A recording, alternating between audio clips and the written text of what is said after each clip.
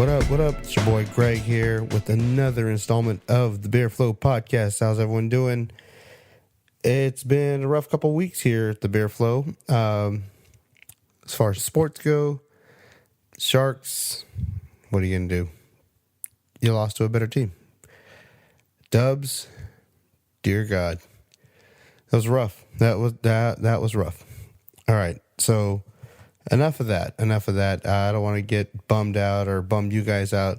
We still got baseball season. It's all good. So, speaking of baseball, it's national pastime. They call them the boys of summer. So, speaking of summer, we're going to kick right back into our summer series. And with the 4th of July holiday coming up, we know that a lot of you, amongst ourselves, we are going to be queuing. We're going to be smoking. We're going to be grilling. What are you cooking? What do you got going? Better yet, what are you drinking? What are you guys matching it up with? Are you guys pairing food with beer? Because you know what?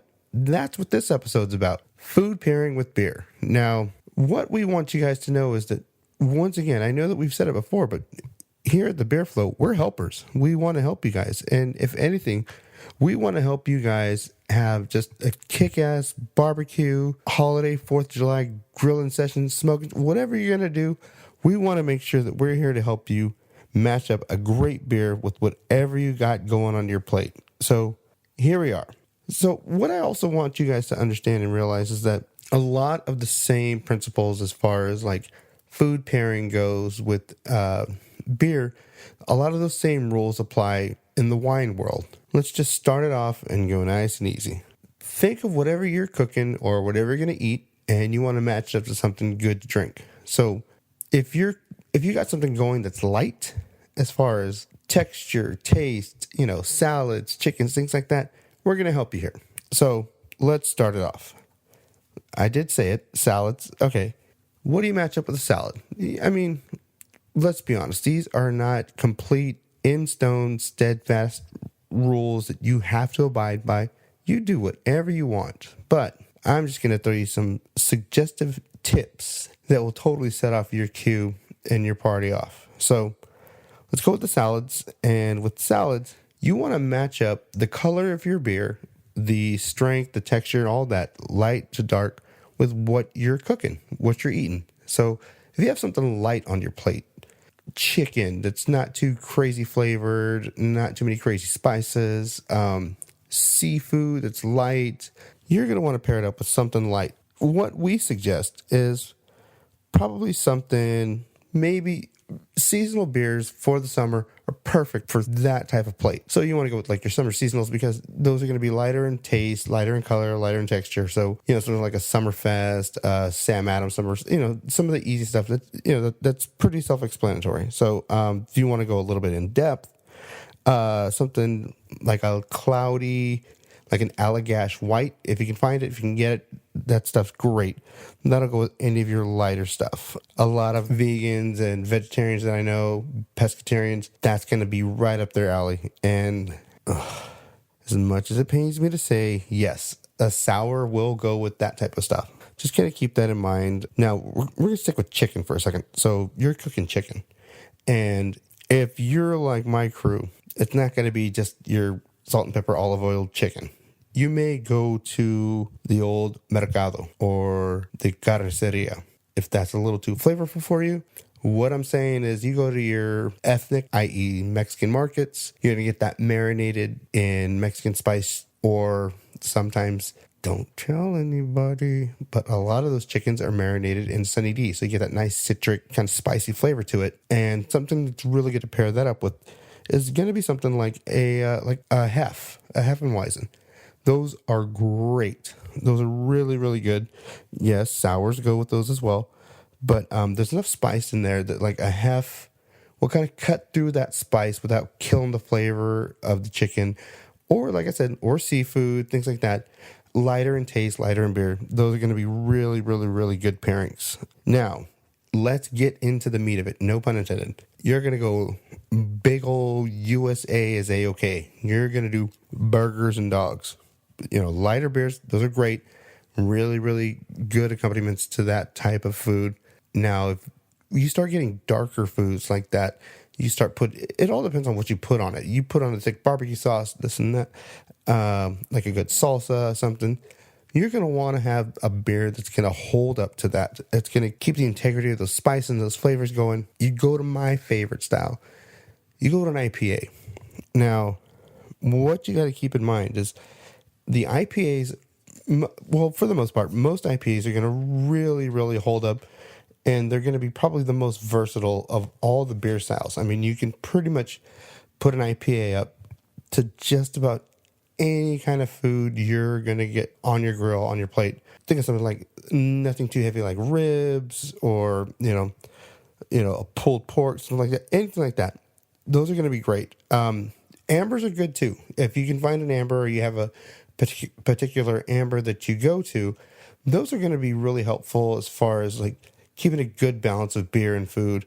It's not going to be too crazy, but what you have to understand is if you start going up the Scoville scale, and for those of you who don't know, I got we have a great audience. So for those that don't know, Scoville scale is basically a unit of measurement in which you grade spices. So like jalapeno is a certain Scoville scale number, and the hotter the chili, and the hotter the spice, the higher the Scoville scale number is going to be. So that's food nerd stuff. So I couldn't even really break down all that, but I know that the spicier the food, the more you're going to want to have something that can hold up to that spice. So like an amber is good, but what happens is you start getting spicier foods, heavier foods, the amber kind of gets lost, and it's not going to be able to hold up as well as something like an IPA. So at that point, it's kind of a personal preference, big spicy Mexican flavors or, Mediterranean flavors, something like that. You're going to want something that's going to hold up. So an IPA is pretty much perfect for something like that, especially the type of IPA you have. Some of those fruitier IPAs, those are going to be really good. Those are definitely going to have a little bit more of, they're going to have a little more versatility as far as, an IPA can go everywhere. Fruitier IPAs probably go a little bit lighter, but they're still going to be really good, especially in the summertime. If you're out there grilling, it's hot, it's warm, somewhere like in my neck of the woods where it's always warm, those are great for it because it's going to be nice and refreshing, but it's still going to hold up to something good like, a spicy bacon cheeseburger, some kind of crazy grilled meat, something. You've got a lot of options with IPAs. So please keep that in mind. Okay, so you've got your standards, you've got your burgers, you got your dogs, you got your ribs, things like that. Now here comes the fun stuff. Not that any of that other stuff wasn't fun, but you start getting into darker things. Long time ago, real quick, I had a housewarming party at my house, and we had smoked pork, and we accidentally left it on a little bit longer than we intended. So it ended up being smoked. The pork shoulder ended up being smoked for over 12 to 14 hours, and it came out incredible. Everyone that stayed at the party that was still drinking, we called them our VIPs. It was just a handful of people. So at that point, we associated that piece of pork shoulder. We made pulled pork sandwiches. We called it VIP pork. To this day, it's somewhat legendary. Shout out to everyone that came out to the housewarming party and had the VIP pork. You know what I'm talking about. Point of the story is that if you're going to put that much time, effort, energy, and love into making something that takes that long, I mean, smoking meats takes forever. Slow and low, that is the tempo. Shout out to the Beastie Boys. You're going to want to have a beer that will hold up to that and that will keep that integrity of that food without kind of having the beer fall off. So that being said, you're going to want to have some nice dark stuff with that. So if you start getting into beef,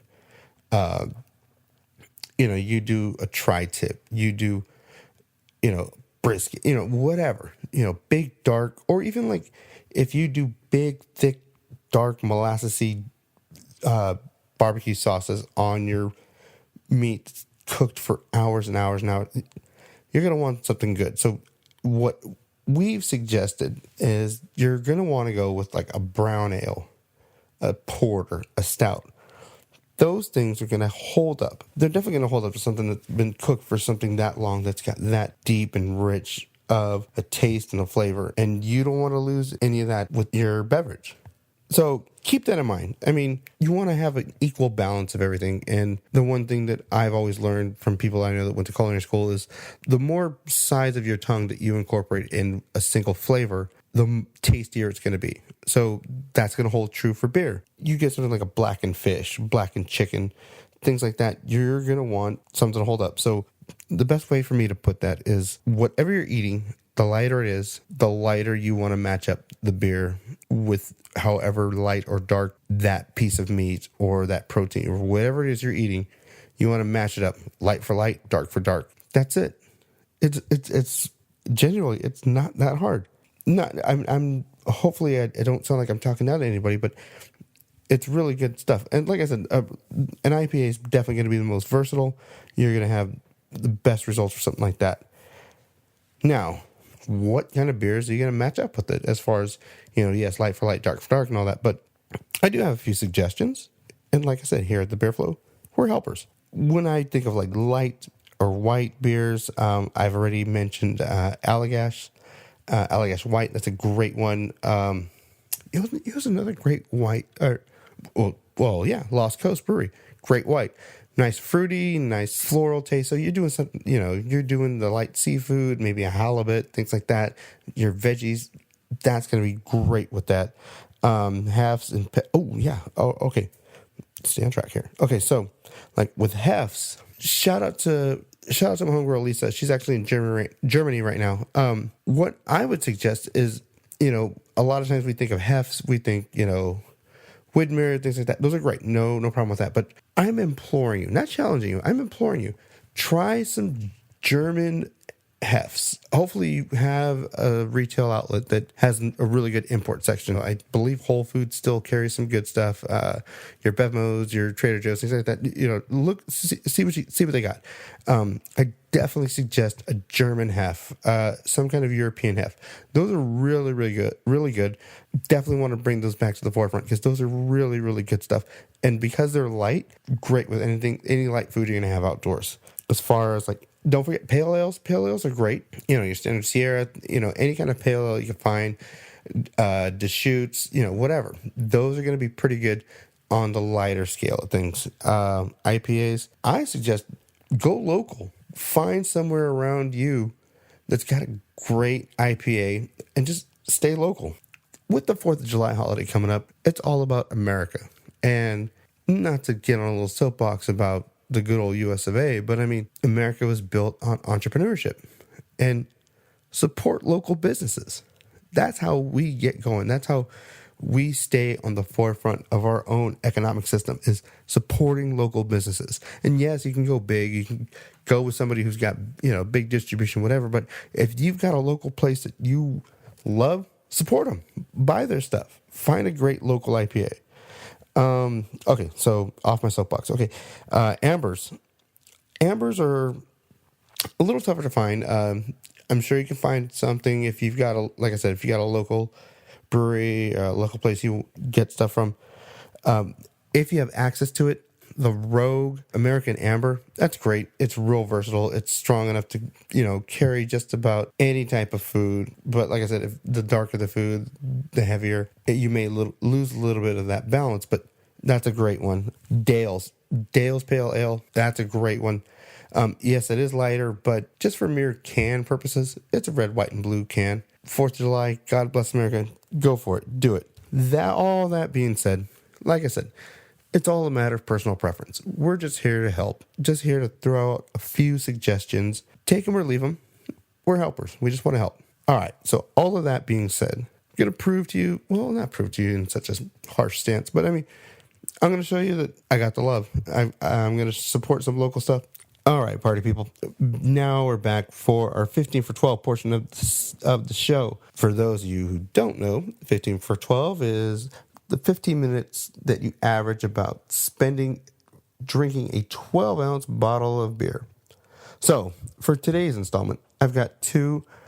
The first one, it's local to me. I know it's accessible in the Bay Area. What I've got today is from Dust Bowl Brewery. They're out of Turlock, California. That's about a half hour from where I live. So they're definitely local. They're doing great stuff. And we're hoping to get them, get a little field trip going. They're expanding their brewery and their tap room. They've got all kinds of good stuff going on. But their flagship beer is the Dust Bowl Hops of Wrath. It's an IPA. It's 6.6 ABV. Let's get a pour on and see what we got going here. Okay, so like I was talking about ambers, this has got a really nice caramely amber look to it. Nice hint of floral on there. Nothing too crazy. This is just fantastic. Really solid IPA. The hops are there. It's not punching you in the face, but there's a good amount to know that it is there. And something like this is definitely going to cut through and hold up to your veggie burgers, your jalapeno burgers. This would hold up to just about anything you can throw on a grill. This will hold up to it. Even if you, something like this, I mean, you look at the color on this, this would definitely stand up to, a nice tri-tip. If you've got like an Asian inspired, like a nice teriyaki ginger, this will hold up to it. This will be solid. You could not go wrong. So keep that in mind. If you see it, give it a shot. Dust Bowl Hops of Wrath. They have a bunch of different, they have a few others that are out there, and they're really good about changing over their seasonals and special releases, but this is their flagship, Dust Bowl Hops of Wrath. Definitely worth checking out. If you see it, pick it up. I know they sell 22s of it. They sell 6ers of it. Let's give it a shot. All right, so on to the next one. So for our second beer, this guy right here, I swear, quick story. I know I keep throwing these, but bear with me. So this one is Modern Times. Modern Times beer. They are out of San Diego. Shout out to SoCal. Southern California is just doing some great stuff. No disrespect to, NorCal, but I mean, San Diego's got some. You can definitely make a road trip out of going to a bunch of breweries down there. So anyway, on track. So when I first saw Modern Times, I initially thought that it was the offshoot, or I thought it was the Trader Joe's Simpler Times. So, it was, I thought it was a fairly easy mistake. It's a very almost generic, no disrespect, almost generic looking can. And the same thing was true with the Simpler Times that you can buy at Trader Joe's. But, oh no, au contraire, mon frere. This beer, Modern Times out of San Diego, they are doing crazy good stuff. Most of the forms that I've seen this are in 16-ounce cans. You can buy 22-ounce bottles, but usually you can buy the 4-pack of pint cans. Now, this one, for today, I have the Hoppy Tropical Wheat. Now, they have a bunch of different stuff. If you see it, just about anything you like, whatever style you like, they pretty much have something there. So there's just about something for everyone. So what I've got today is the Modern Times Hoppy Tropical Wheat. Now, for those that don't know, me personally at least, not the biggest wheat fan. I appreciate it. I like it. But I mean, it's usually not my first go-to. But the fact that it said Hoppy Tropical, all right, suckered in. 5.0 ABV. So there you go. Light enough. Let's give this one a whirl. All right, so I got the sucker in a glass, and it's definitely a little darker than your normal wheat beers. Definitely got a little bit of that cloudiness, but nothing too crazy. Okay, so right off the bat, on the nose, you get that tropical sense. It's maybe passion fruit, maybe guava. Okay, wow. All right. So, once again, coming through, this beer's great. This is really good stuff. No disappointment whatsoever. The hops, they're definitely there. I mean, it's definitely wheaty.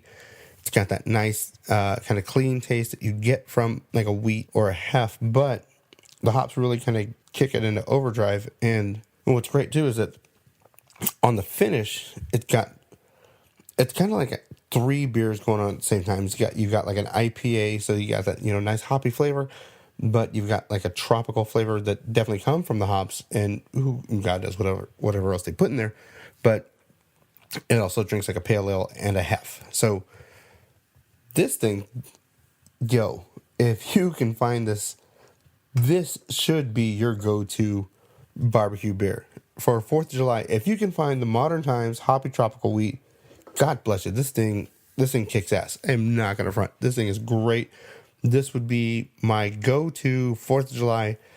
Yes, it's in 4-pack cans, but whatever. If it's going to be a small event, go for it. This stuff is great. So that's it. Hey, you survived another episode. We're helpers here. That's all I can do is try to help you guys. We appreciate the love and support. You guys are seeing us on Instagram. You guys are seeing it. We're seeing the reviews. I know it sounds like a broken record, but hey, we love you guys. Thank you so much for the support. Without you guys, we would not be here. We would not be doing this. So, from everyone here at the Beer Flow Podcast, thank you so much. Check out the website, iTunes, Soundcloud, Google Play, Stitcher. Check it out. This week, I'm going to keep it all in the fam. Since this is the barbecue, grilling, beer, food pairing, I decided to go pre-woo for this week's Jam of the Week. From the 1991 album, Breaking Atoms, the group is called Main Source. This song in particular, this is the first appearance of Nas, the Nas. This is the first appearance of Nas on a record that was released. It's a collaboration song. It's a group song. Everyone that remembers those old school hip hop songs where you got like 5 different feature artists or whatever. It's not like it's nothing like it is today. Back then, my man Nas, he is the first one to kick off the lyrics. It's incredible. His lyrics just floor everyone. He shines as he should. The song is called, ironically enough, Live at the Barbecue. Main Source's song, Live at the Barbecue, featuring Nas. That is the Beer Flow's Jam of the Week. With all of our heart, thank you so much. Be safe out there. And remember, our motto here at the Beer Flow, unless asked, never touch another man's grill. Thank you so much. Einstein, Real Deal, myself, Greg. Peace.